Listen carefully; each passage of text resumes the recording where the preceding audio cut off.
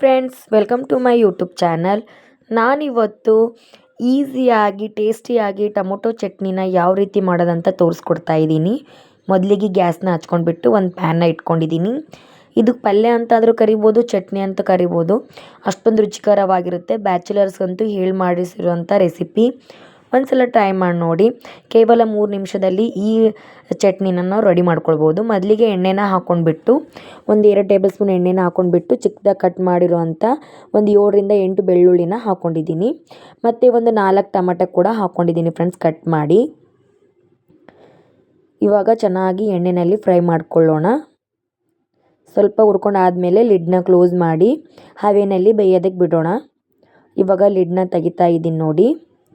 ಇವಾಗ ಸ್ವಲ್ಪ ಫ್ರೈ ಆಗಿದೆ. ಇವಾಗ ರುಚಿಗೆ ತಕ್ಕಷ್ಟು ಉಪ್ಪನ್ನು ಕೂಡ ಹಾಕ್ಕೋತಾ ಇದ್ದೀನಿ. ಉಪ್ಪು ಹಾಕೋದ್ರಿಂದ ನಮ್ಮ ಟೊಮೊಟೊ ಬೇಗ ಸಾಫ್ಟ್ ಆಗುತ್ತೆ. ಅದಕ್ಕೋಸ್ಕರ ಉಪ್ಪು ಹಾಕಿಬಿಟ್ಟು ನಾನು ಲಿಡ್ನ ಕ್ಲೋಸ್ ಮಾಡಿ ಮತ್ತೆ ಇವಾಗ ತೆಗಿತಾ ಇದ್ದೀನಿ. ನೋಡಿ ಎಷ್ಟು ಚೆನ್ನಾಗಿ ಸಾಫ್ಟ್ ಆಗಿದೆ ಅಲ್ವಾ. ಇವಾಗ ಸರಿಯಾಗಿ ಹುರ್ಕೊಳ್ಬೇಕು.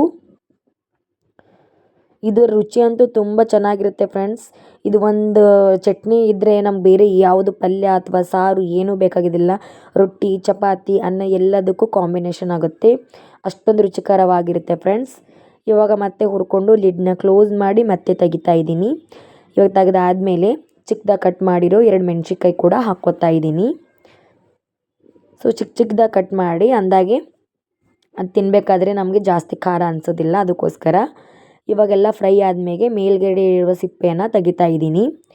ಚೆನ್ನಾಗಿ ಅದು ಬೆಂದಿದ್ರೆ ಈಸಿಯಾಗಿ ಸಿಪ್ಪೆ ಬಿಟ್ಕೊಳ್ಳುತ್ತೆ ಫ್ರೆಂಡ್ಸ್. ಇದು ಕೇವಲ 2ರಿಂದ 3 ನಿಮಿಷದಲ್ಲಿ ನಾವು ಚಟ್ಪಟ ರೆಡಿ ಮಾಡ್ಕೊಳ್ಬೋದು.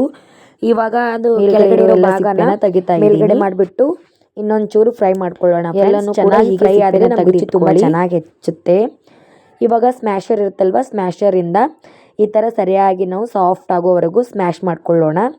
ಚೆನ್ನಾಗಿ ಕುದಿದ್ರೆ ಅದು ಈಸಿಯಾಗಿ ಸಾಫ್ಟ್ ಆಗುತ್ತೆ ಫ್ರೆಂಡ್ಸ್. ಇವಾಗ ನೋಡಿ ಎಲ್ಲ ಸ್ಮ್ಯಾಶ್ ಮಾಡ್ಕೊಂಡು ಆದಮೇಲೆ ಚಿಕ್ಕದಾಗಿ ಕಟ್ ಮಾಡಿರೋ ಒಂದು ದೊಡ್ಡ ಸೈಜಿನ ಈರುಳ್ಳಿನ ಕೂಡ ಹಾಕ್ಕೋತಾ ಇದ್ದೀನಿ. ಚಿಕ್ಕದಾಗಿ ಕಟ್ ಮಾಡ್ಕೊಳ್ಳಿ. ಇದಕ್ಕೆ ಸ್ವಲ್ಪ ಅಚ್ಚ ಖಾರದ ಪುಡಿನ ಕೂಡ ಹಾಕ್ಕೋತಾ ಇದ್ದೀನಿ. ನಿಮ್ಗೆ ಖಾರಕ್ಕೆ ಎಷ್ಟು ಬೇಕಾಗುತ್ತೋ ಅದ್ರ ಪ್ರಕಾರ ಹಾಕ್ಕೊಳ್ಳಿ. ಸೊ ರುಚಿಗೆ ತಕ್ಕಷ್ಟು ಉಪ್ಪು ನಾವು ಆಲ್ರೆಡಿ ಮೊದಲಿಗೆ ಸ್ವಲ್ಪ ಹಾಕ್ಕೊಂಡಿದ್ದೀವಿ, ನೋಡ್ಕೊಂಡ್ಬಿಟ್ಟು ಹಾಕ್ಕೊಳ್ಳಿ. ಇವಾಗ ನಿಂಬೆಹಣ್ಣ ಹಿಂಡ್ಕೋತಾ ಇದ್ದೀನಿ.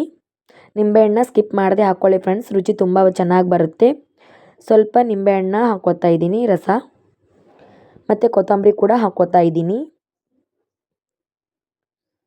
ಇವಾಗ ಹಾಕ್ಕೊಂಡ್ಬಿಟ್ಟು ಸರಿಯಾಗಿ ಮಿಕ್ಸ್ ಮಾಡ್ಕೊಳ್ಳೋಣ. ಲೋ ಫ್ಲೇಮಲ್ಲೇ ಇರಬೇಕು ಫ್ರೆಂಡ್ಸ್ ನಮ್ಮ ಗ್ಯಾಸು. ಚೆನ್ನಾಗಿ ಮಿಕ್ಸ್ ಮಾಡ್ಕೊಳ್ಬೇಕು. ಸೊ ಎಣ್ಣೆ ಎಲ್ಲ ಬಿಟ್ಕೊಳ್ಬೇಕು. ನಾವು ಎಷ್ಟು ಚೆನ್ನಾಗಿ ಹುರ್ಕೊಳ್ತೀವಲ್ವ ಅಷ್ಟು ಚೆನ್ನಾಗಿ ರುಚಿ ಹೆಚ್ಚಾಗುತ್ತೆ. ಇದಕ್ಕೆ ಸ್ವಲ್ಪ ಸಕ್ಕರೆನ ಹಾಕ್ಕೋತಾ ಇದ್ದೀನಿ.